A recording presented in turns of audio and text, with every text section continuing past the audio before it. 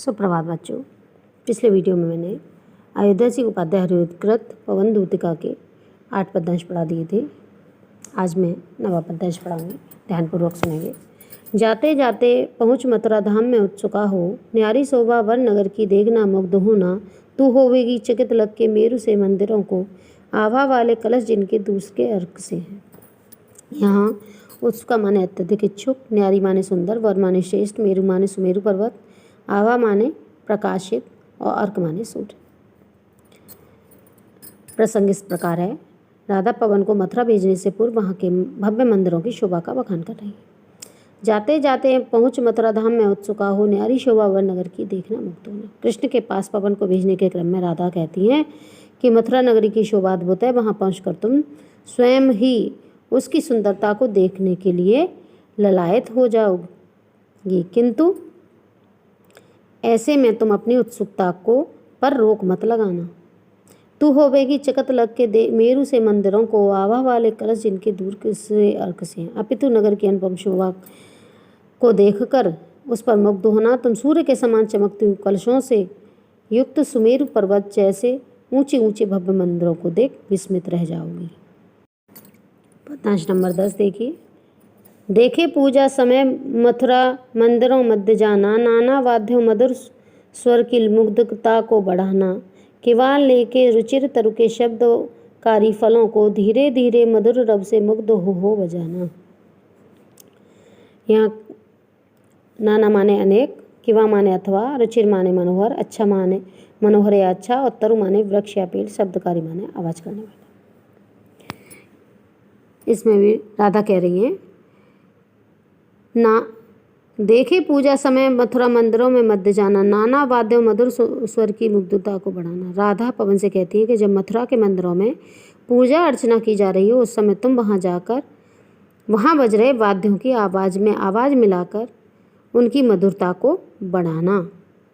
केवल लेके रुचिर तरु के शब्दकारी फलों को धीरे धीरे मधुर रव से मुग्ध हो बजाना। अन्यथा अपनी रुचि से किसी वृक्ष के शब्द रूपी फलों के स्वरों को सुनकर मुग्ध हो अपने मधुर स्वर में से उसका साथ देना। पद्यांश नंबर 11 देखिए। तू देखेगी जलद तन को जा वहीं तदगता हो, होंगे लोने नयन उनके ज्योति उत्तीर्णकारी, मुद्रा होगी वरवदन की मूर्ति सी सौम्यता की, सीधे सीधे वचन उनके सिक्त होंगे सुधा से। जलद तन माने बादल के समान शरीर वाले अर्थात श्री कृष्ण, तदगता माने तल्लीन, लोने माने सलोने या सुंदर, नयन माने नेत्र या आँख, ज्योति माने ज्योति उत्तीर्णकारी माने प्रकाश बिखेरने वाले, और मुद्रा माने भावभंगिमा, बरवदन माने सुंदर मुख। प्रसंग इस प्रकार है। प्रस्तुत पद्य में पवन को दूत के रूप में मथुरा भेजने के क्रम में राधा उसे श्री कृष्ण की पहचान बता रही है। क्या कह रही हैं? तू देखेगी जलद तन को जा वहीं तदगता हो, होंगे लोने नयन उनके ज्योति उत्तीर्णकारी, मुद्रा होगी वरवदन की मूर्ति सी सौम्यता की, सीधे सीधे वचन उनके सिक्त होंगे सुधा से। राधा पवन से कहती है कि मथुरा जाने से तुम बादलों जैसे श्याम वर्ण वाले कृष्ण को उन्हीं में तल्लीन होकर देखोगी, वहीं तदगता हो यानी तल्लीन होकर देखोगी। होंगे लोने नयन उनके ज्योति उत्तीर्ण करें, उनकी सुंदर आंखों से प्रकाश निकल रहा होगा, उनके सुंदर सौम्य मुख को देख ऐसा प्रतीत होता है जैसे कोई मनोहर सौम्य मूर्ति हो। मुद्रा होगी वरवदन की, मूर्ति सौम्यता हो, यानी कैसी सौम्य मुख देख ऐसा प्रतीत होगा जैसे वह कोई मनोहर सौम्य मूर्ति हो। सीधे सीधे वचन उनके सिक्त होंगे सुधा से, तुम्हें उनके बोले हुए शब्द अमृत से सींचे हुए से प्रतीत होंगे। पद्यांश नंबर 12 देखिए।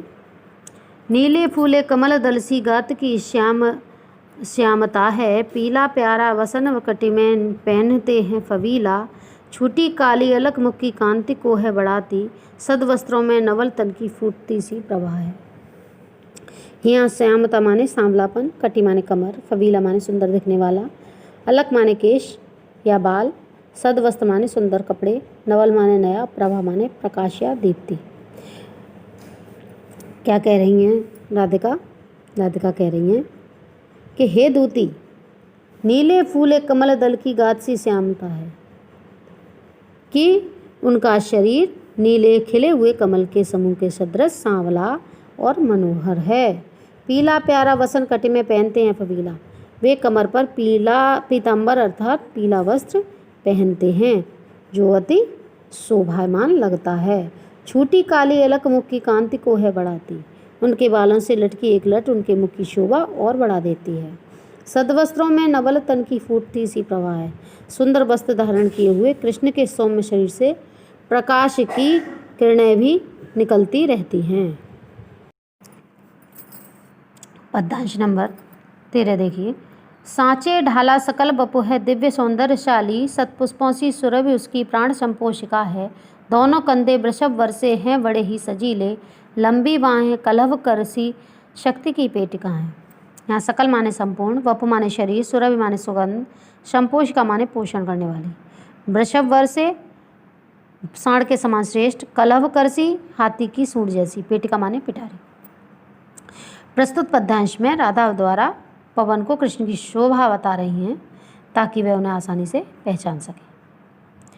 अब देखिए व्याख्या इस प्रकार है। सांचे डाला सकल बपु है दिव्य सौंदर्यशाली, सतपुष्पों सी सुरभि उसकी प्राण संपोषिका है।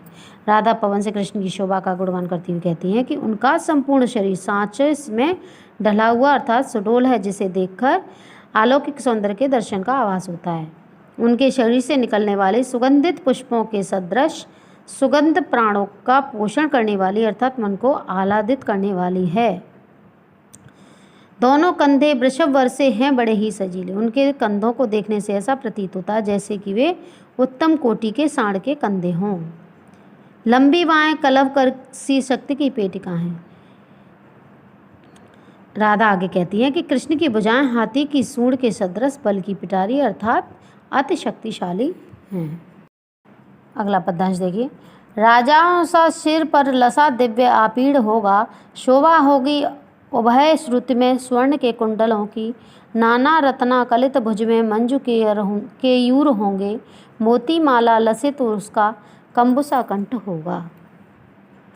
यहाँ लसा माने शोभित, आपीड़ माने मुकुट, अवह श्रुति माने दोनों कान, नाना माने अनेक, भुज माने भुजा और केयूर माने भुजबंद और कंबु माने शंख। व्याख्या इस प्रकार है। राजाओं सा सिर पर लसा दिव्य आपीड़ होगा, शोभा होगी उभय श्रुति में स्वर्ण के कुंडल होगी। उनके मस्तक पर राजाओं के समान अपूर्व सौंदर्य से युक्त मुकुट विराजमान होगा। शोभा होगी अभय श्रुति में स्वर्ण के कुंडल होगी। उनके दोनों कान मनोहर स्वर कुंडलों से सुशोभित होंगे। नाना रत्ना कलित भुज में मंजू के होंगे, वे अपनी दोनों भुजाओं में रत्न जड़ित भुजबंद धारण किए हुए होंगे। मोती माला लसित उनका कंबुसा कंठ होगा, शंख जैसी सुंदर और सुडोल दिखने वाली उनकी गर्दन में मोतियों की माला होगी। पद्यांश नंबर 15 देखिए। तेरे में है ना है गुण जो तू व्यथाएं सुनाए, व्यापारों को प्रखर मतियों युक्तियों से चलाना, बैठे जो हो निज सदन में मेघ सी कांति वाले, तो चित्रों को इस भवन के ध्यान से देख जाना। यहाँ व्यथा माने पीड़ा, प्रखर माने तेज, मति माने बुद्धि, युक्ति माने यत्न या उपाय, सदन माने घर और कांति वाले माने शोभा वाले। प्रस्तुत पद्यांश में राधा पवन को जब श्री कृष्ण के पास भेजती हैं तो उन्हें समझाती हैं कि मुख विहीन होने पर भी किस प्रकार विभिन्न क्रियाकलापों के माध्यम से वह उन्हें अपना संदेश सुनाए। कैसे सुनाएगी? व्याख्या इस प्रकार है। तेरे में है ना है गुण जो तू व्यथाएं सुनाए, व्यापारों को प्रखर मतियों युक्तियों से चलाना। राधा पवन से कहती हैं कि तुम कृष्ण के सम्मुख मेरे दुखों को वाणी से कह पाने में असमर्थ हो, इस कारण मेरी व्यथा और संदेश को उन तक पहुंचाने में अपनी तीव्र बुद्धि और विवेक का प्रयोग करते हुए बैठे जो हों निज सदन में मेघ सी कांति वाले, तो चित्रों को इस भवन के मध्य ध्यान से देख जाना, तो उचित क्रियाकलापों के माध्यम से उनका कार्य पूर्ण करना। यदि मथुरा पहुँचने पर तुम्हें मेरे प्रियतम जो बादलों की कांति के सदृश प्रतीत होते हैं अपने घर में बैठे मिले, तब तुम भवन के सारे चित्रों को ध्यानपूर्वक देखना। पद्यांश नंबर 16 देखिए। जो चित्रों में विरह विधुरा सा मिले चित्र कोई, तो जाके निकट उसको भाव से यूँ हिलाना।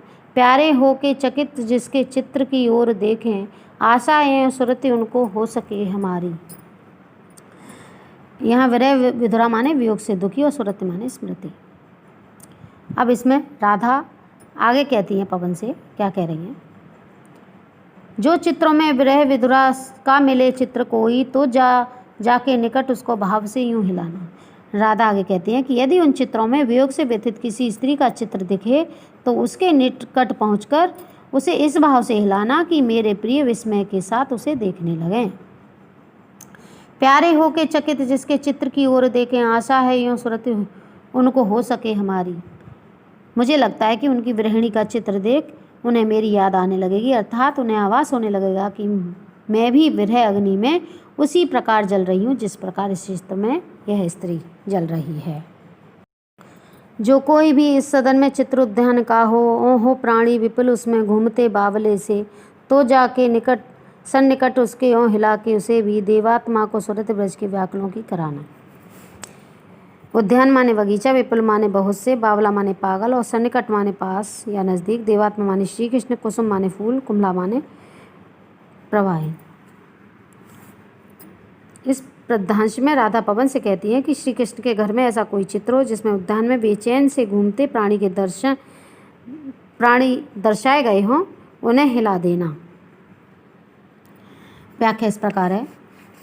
जो कोई भी इस सदन में चित्र उद्यान का हो प्राणी विपुल उसमें घूमते बावले से। राधा पवन से कहती है, यदि तुम्हें कृष्ण के घर में ऐसा कोई चित्र दिखे जिसमें अनेक जीव जंतु बगीचे में पागलों की तरह घूम रहे हों, तो उनके निकट जाकर तुम उसे भी हिला देना।